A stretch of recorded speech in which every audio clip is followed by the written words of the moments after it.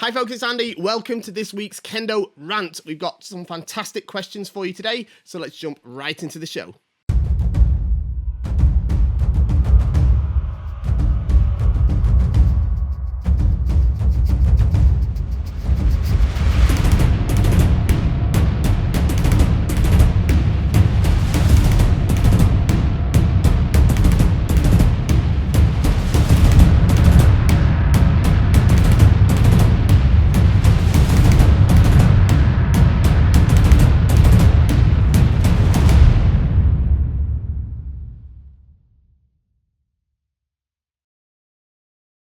Okay, so we've got these fantastic questions from everybody. Some of these have come from YouTube, some from the Kendo Show Early Access group. That's a fantastic group, by the way. You should be on that group. It's free to join. There's a link in the description down below. Now, before we jump into these questions, don't forget to support the channel, like, share, subscribe, all the Facebook stuff.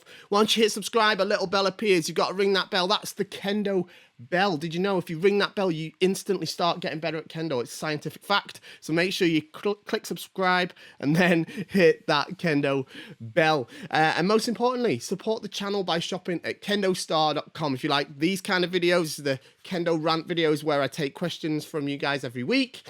We've got other content, of course, instructional videos. I put one out last week, how to improve your men's strikes. We've got more of those on the way. All of it is completely free. All you've got to do to support it is shop at kendostar.com. My website, of course, supplies amazing, wonderful, brilliant, stupendous, amazing, I said twice, Kendo equipment. It's the best in the world. Of course, I would say that. So if you don't believe me, check out our Trustpilot rating. You'll see we are one of the best rated online stores, not just in the Kendo field, but actual e-commerce stores on all of Trustpilot. So get to kendostar.com. Okay, let's get into these questions. Right, so first one. Hi, Fisher Sensei. I was wondering if this could be part of next week's Kendo Rant. Well, yes, it is. Here we are. If possible, I was wondering if you could do a brief description of the shogo system. There was an article I read describing them as titles for senior ranked Kendoka. Denshi for 6th dan, Kyoshi for 7th dan, Hanshi for 8th dan. What I'm unclear about is the title and the dan rank earned together the shogo titles earned on top of the dan rank. For example, can there be a 6th dan but not awarded the title of Renshi? Many thanks, I love the show. Oh, great, thank you. So yeah, the shogo system, it works sort of parallel to the dan rank system. It's separate. It actually predates the dan rank system. And it's all been shuffled around over the last few decades, but yes, you do earn them separately. All right, so the three shogo that we have are Renshi, Kyoshi, and Hanshi, as you mentioned. You have to qualify for each one of them with a dan rank, though. All right, so for Renshi, which is what I currently hold, you have to have held the rank of 6th dan for 1 year. All right, and then there's an application process. You have to be approved by the federation in your country, and then you also have to submit like a paperwork, like your Kendo history, what you've done to contribute to Kendo. It's essentially the shogo are there as sort of not qualifications, but kind of ranks that are based on your contribution to Kendo as a whole, rather than your technical ability in Kendo. So you don't get assessed on your necessarily sort of technical ability. There's no sort of, technical exam, but they want to know more about what you know about the more philosophical side of Kendo and also how you've contributed to the development of Kendo. So like I say, I for my Denshi, I submitted a resume of my Kendo history. And also I had to write an essay. All right. It's only short. On the channel, I've got a video where I've actually read through it and read about what I wrote for it. It's a sort of similar process for Kyoshi, I believe. It's obviously a slightly higher bar. And then, but you have to have been 7th dan, I think, for 2 years to get Kyoshi. And then Hanshi is different altogether. Hanshi is essentially the top pinnacle rank that you can achieve in Kendo. And I think you have to have been 8th dan for 20 years, I think, if I remember correctly. And you have to be sort of recommended for Hanshi. You're awarded it. I don't think there's a test for it. I think instead you are nominated by your peers and then you are granted it. So yeah, and I think it's Hanshi that are able to sit on the grading panels for 8th Dan. Okay, so generally you have to be 8th Dan to get Hanshi, and then you have to have received the Hanshi to be able to be on the grading panel for 8th Dan.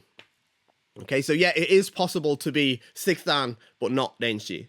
Yes, I was 6th Dan for a year before I was able to apply for Denshi, and then I received Denshi last year, I think it was. So yeah.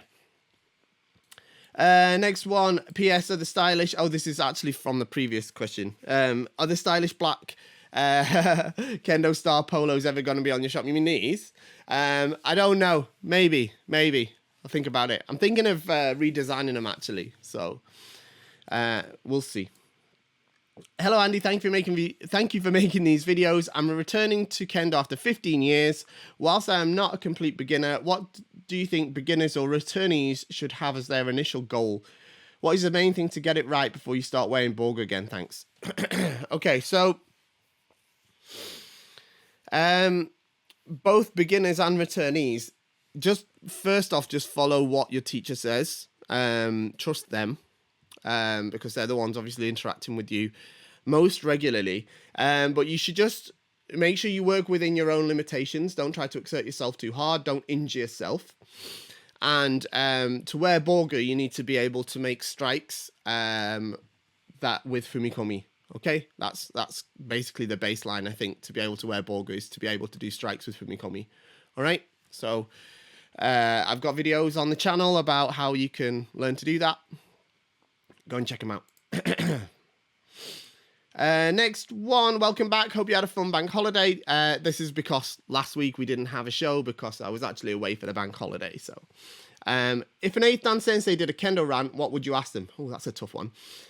What piece of Kendo knowledge do you wish you knew earlier in your Kendo journey? And if you could teach your younger self a Kendo lesson, what would it be? That is a good question. All right, that is a good question. So, if an 8th Dan sensei did a Kendo rant, what would I ask them? It really depends on which 8th Dan sensei it is. Because there's all sorts of things I'd ask and do ask 8th Dan senseis. But it depends on them at this point, you know? But I can't think of something necessarily straight off the bat that I'd ask like via this sort of medium, this sort of Kendo rant. Sort of thing. Yeah, I don't know. I'll have to get back to you on that one. But in terms of what piece of Kendo knowledge do I wish I knew earlier in my Kendo journey, or what could I teach to my younger self, is the importance of ashisabaki and hikitsukeashi. Okay, the importance of properly bringing up the left leg with the right leg, and the importance of using the left leg properly in Kendo. When I was younger, I didn't pay enough attention to my ashisabaki, and often just tried to make strikes as fast as I could, and often was left wondering, maybe after Shiai or something, after I felt like I'd hit my opponent many times, confused as to why I hadn't received Ippon, and it was because my ashisabaki was poor. I wasn't able to make strikes with Kikentai no Icchi, even though I thought I could. So yeah, I guess that's the thing I definitely tell a younger self, and also to be less arrogant, as I think lots of I've talked about this before. You have this kind of Kendo Dunning-Kruger effect when you get to like 3rd Dan, where you think you're super good, you think you know loads, and actually you know nothing. You're just like 3rd Dan is like, means you know the basics. But lots of us, and I was the same, when you get to sort of 3rd Dan, especially if you're young and you're competitive and you compete in lots of shiai and you win lots of matches in what's actually a sort of small pool of skilled opponents, not as skilled as you probably think they are, which was the situation I was in. You sort of think you're super good, you think you're super awesome, but actually You know, like when I was third dan, I knew nothing. Knew nothing. And not that I know everything now. I don't know that much now. I'm still learning a lot now. And that's why, you know, I guess, you know, if I'd known that earlier, then I probably would have progressed better than I did.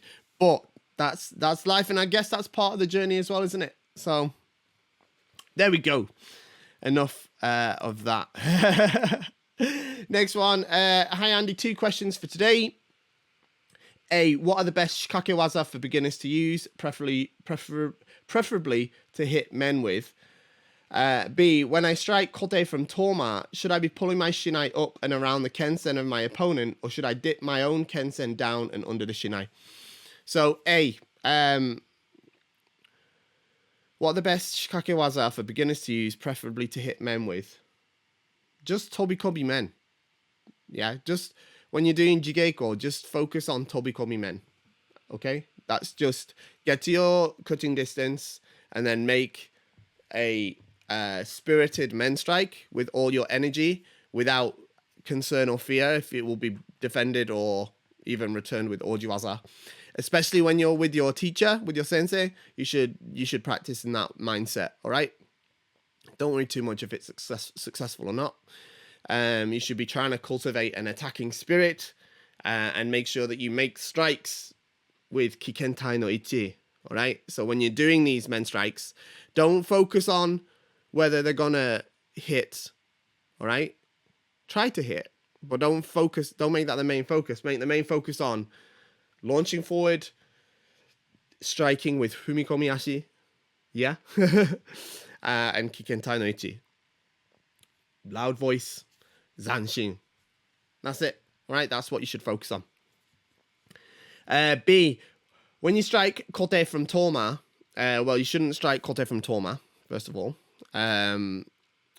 You should be... Toma is the distance that's too far to strike, right? That's why it's called Toma, right? So if you strike kote from Toma, it's too far away. You need to come to isoku ito no mae, okay? One step, one cut. That could be a little bit further away for kote than it is for men, which is fine, but it's not Toma. Yeah, Toma is too far, okay?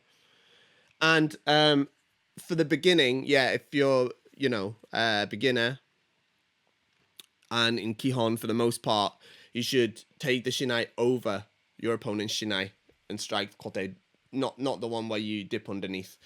You can worry about that a bit later on, okay? That's a valid strike, valid technique, but for basic Kihon, you should strike over the top of the shinai, all right? If you get too close, you'll have to take the shinai further around your opponent's shinai, all right? So if you can strike from a bit further away, that's great, because then you don't need to lift the shinai quite as high to go over the shinai, yeah? But Toma is too far, okay? Toma is too far. Hi Andy, I've seen some men with modern mesh material for the uchiwa. It's called Technit. What are your thoughts about the stuff? Yeah, I've used men with Technit uchiwa before. I'm not a massive fan of it. It's all right. It feels quite nice, but it's not super durable in my experience. It wears away quite quickly. Obviously, it's like it's nylon with loads of holes in it, right? So it's, you know, and it kind of smells funny. I find too. So I tend to find the best is I still like the velvet type uchiwa overall, which is what we use mainly. Cotton ones are okay as well. They're not as comfortable. But yeah, I'm not a massive fan of the Technit personally for those reasons.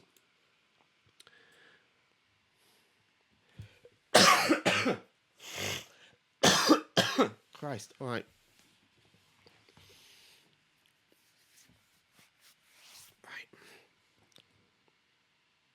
Okay, next one. Right. Now then, Mr. Fisher Sensei. Mr. Fisher, you don't need to go that far. About this Kikentai no Ichi malarkey. It's Kikentai no... This is me being pedantic now, but it's Ichi. It's not Ichi, okay? Ichi means one. Ichi. So it's not Ichi. Ichi. It means together, okay? Anyway. When we do suburi, the intention is to finish the cut at the same time as the rear left foot arrives. Okay, I see where this is going. When kakarite performs kirikaishi, the first cut is performed with fumikomi. The forward cuts are completed with the rear foot, left foot arrives, and the backward cuts are completed as the front foot, right foot lands. When we engage in uchikomi geiko, kakari geiko, and I think in jigeiko, there's no soft G in Japanese, by the way. So jigeiko, I'm giving you a Japanese lesson here instead of answering your question, but not that I'm qualified. But there's no soft G's in Japanese. If you use G in Japanese, it's always a hard G. We also use fumikomi. On the face of it, it looks like an inconsistency. Please explain.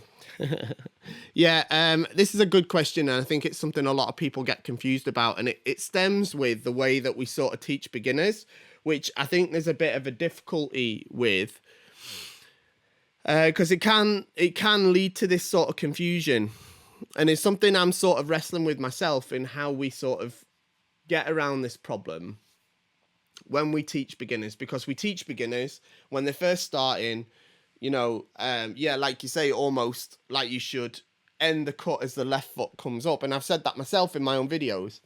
And, you know, there's this impression that when we do fumikomi, we should strike when the right foot lands. Though I don't, you know, well, you know, it's just easier, I guess, for us to communicate the basic movements to beginners using that sort of language. But it's not technically correct. It's not technically correct. You shouldn't aim to finish the cut at the same time as your left foot comes up in suburi, and you shouldn't aim to actually, it's not correct to say that the strike is timed with the right foot of the fumikomi. All right. Technically, that's not correct.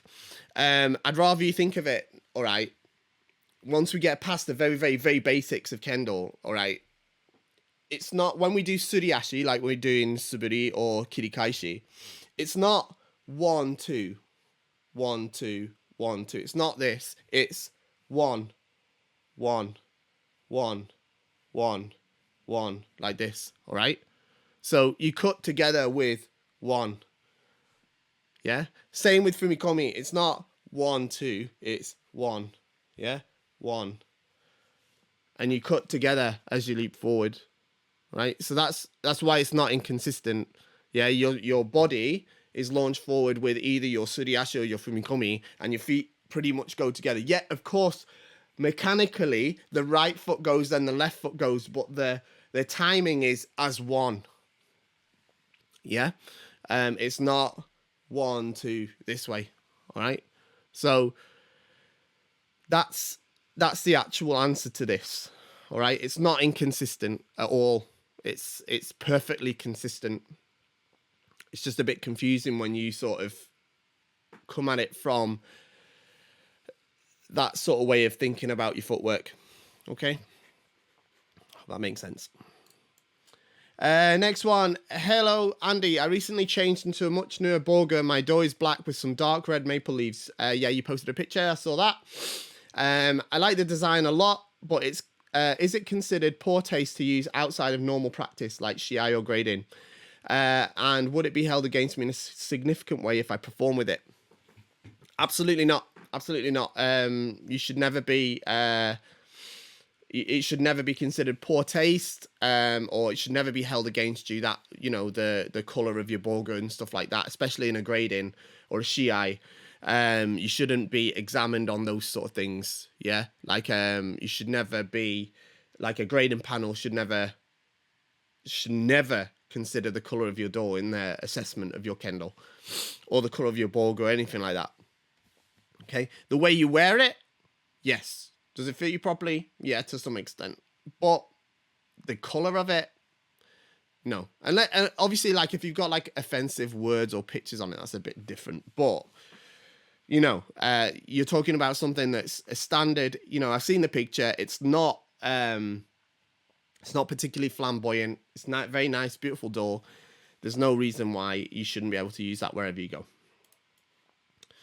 Next one, I've been doing Kendo for 3 years now, and I must say that my left calf has started to look like it belongs to Arnold Schwarzenegger, while my right is atrophied to the point of looking like a peg leg. Oh dear. What point should I adopt an eye patch and change my ki to R? Okay. I'm assuming this is a joke question. I hope so. But if you're serious though, you're right. This does actually have a serious answer, because you not about having an eye patch, but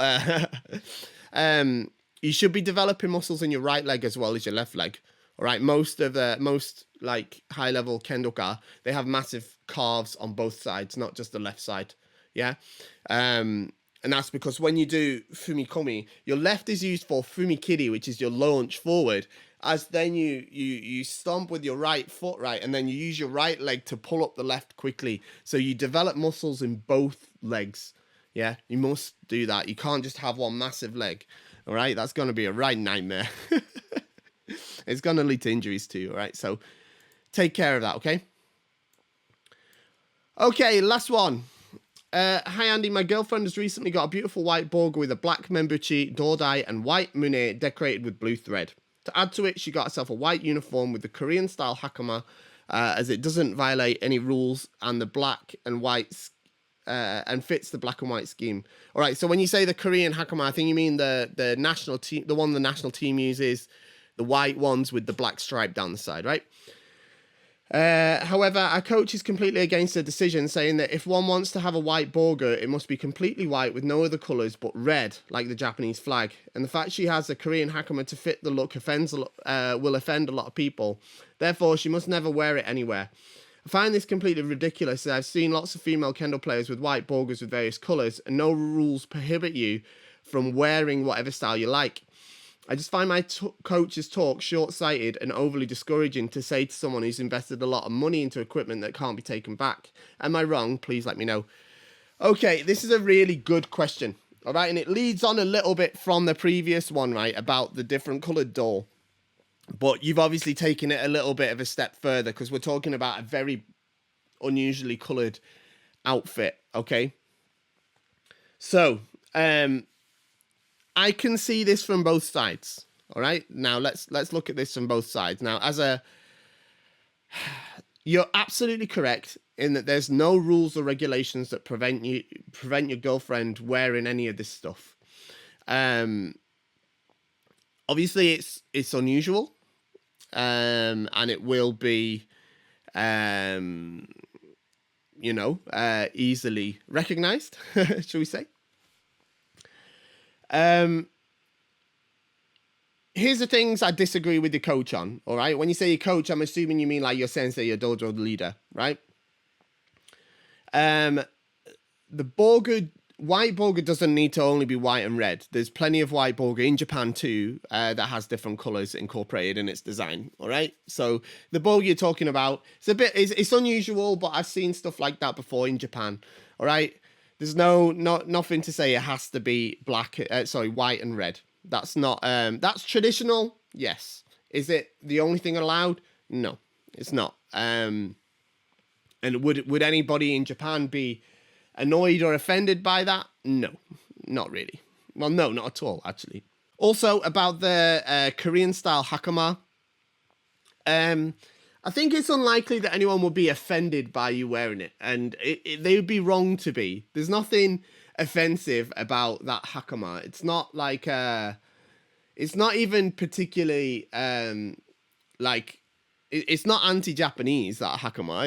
It's just the uniform of at least to my knowledge, it's not. I mean, obviously, I could be wrong. I don't know that much about Kendo in Korea, to be honest, but I do have friends who were part of the national team of Korea, and what they told me about that hakama is it actually originally came from the uniform of a university that most of the team came from. So I don't think it's got a sort of background in anything that's particularly offensive or anything like that. So there's to my knowledge, I don't think there's any reason why anyone should be offended by it. All right. But, all right, and this might be the bit you don't like. If you're going to get that sort of outfit, and as I've said many times on this channel before, all right, People shouldn't judge you by the bogu that you're wearing or the equipment that you're using. All right? It's wrong to do that. It is wrong to do that. Yeah? People shouldn't do that. But, but if you're going to invest a lot of money in this kind of bogu that's very different to what you might see around the place, something that's really going to single you out as a bit different in terms of appearance only, you should probably check with your sensei before you buy it. All right? You should probably check with your sensei before you buy it. Right? And here's the thing, right? And this is from the coach's point of view, your coach's point of view, your sensei's point of view. And this is me talking to someone that runs my own dojo, right? And how I would feel about my own students coming at me with this sort of thing. What you've got to remember is if you go somewhere else, like to an event or a tournament or a seminar or even visit another dojo, you're representing your teacher and your club, all right? You're representing them.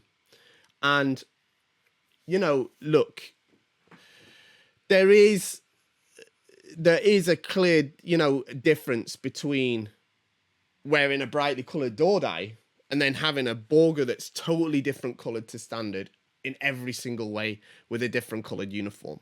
Yeah? There are people that are going to sort of look at that and think, okay, that sort of speaks something. And that is also, it's not just a reflection on yourself at that point, it's a reflection on your dojo and your dojo leader, your teacher as well. All right? So it's only fair to them, really, to talk to them, really, before you sort of go around wearing that sort of stuff. Yeah? There's certain stuff in Kendo that I would prefer my students didn't go around wearing. All right? Now, I wouldn't go as far as to stop them and say, you better not do that. But I'd rather them talk to me before, let's say, they decided to buy, I don't know, pink hakama or something stupid like that. Yeah? You know, I'm not going to judge somebody because they're wearing pink hakama. Do I want my students to wear it? It's a different question. Yeah? Do I want them going around with people knowing that they're my students wearing that? Yeah? There's an issue there. Yeah? So you got to understand that when you're going around the place, and this isn't necessarily just because, you got to think about this in all different things as well. This isn't just wearing the white bogu. This is also, I want to start Nito and I'm third Q. Yeah? Or this is, I want to start Jordan, or I want to paint my shinai blue, or I want to, all different stuff like that. Yeah? Anything like that, you got to just remember, it's not just you when you start going out around the place, especially you got the Zekken with your dojo name on and stuff like that. All right? Got to think about that. It's only fair to your dojo that you sort of talk to your teacher, you know, before you do stuff like that. Okay? It's not just you it affects in every case. Okay? So there's a difficult thing. I'll stop rambling on it soon, but there is a difficult point because, as I said, you shouldn't be judged on your appearance in terms of what you're wearing in your bogu. You shouldn't be judged on the colour of your dodai, stuff like that, yeah? But, as I said, if someone came to me, one of my students turned up at a seminar without ever telling me, and they're wearing a sort of, you know, pink dogi and hakama or something like that, yeah, I'm going to have a problem with that, right? So, yeah, there's a point at which it becomes, you're not really taking it seriously. Yeah, I'm not saying that's the situation with your girlfriend in this at all, as I don't think it is. I don't think that's not what I'm saying. But there is a point where it comes to that, right? Like if they wear it, you know, I don't know. I don't want to go down that route too far. But talk to your sensei, all right? And then it becomes even more complicated, right? If you want to start competing, especially like if you go on a national team or something like that. You know, you can't be going in the World Championships or European Championships disregarding the sort of considerations of the people who are putting you in that place. Yeah, there's that as well. All right, that's it. That's about as far as I want to go on that. All right, that's that's a real that's a bit of a bottomless pit, that topic. So let's leave it there. Thank you for joining me today. I hope you enjoyed. Don't forget to like, share, subscribe, shop at Kendo Star, and I'll see you all next week. Bye bye.